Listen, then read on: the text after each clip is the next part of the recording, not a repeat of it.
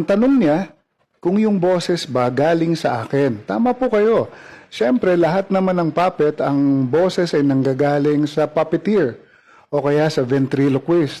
Kaya pag pinipindot-pindot ko man yung bibig ni Nicolo, pinipindot-pindot ko ng ganyan, wala naman lumalabas na boses dyan. Tingnan nyo ha, hindi ko gagalawin yung bibig ko ha. Walang lumalabas na boses dyan. Dahil yung boses na galing sa puppet ay actually galing sa puppeteer o ventriloquist. Ako ang nagpapagalaw at ako rin ang nagboboses. Oo nga, si Tito Nganlo to ang boses ko. Kaya lang, hindi gumagalaw na masyado yung didig niya kaya hindi halata. Pinipilit ko pong hindi masyadong gumalaw. Although gumagalaw talaga eh. Hindi ako ganun kagaling eh. Pero pag hindi masyadong gumagalaw at nagsasalita si Nicola, Ako nagsasalita to ako.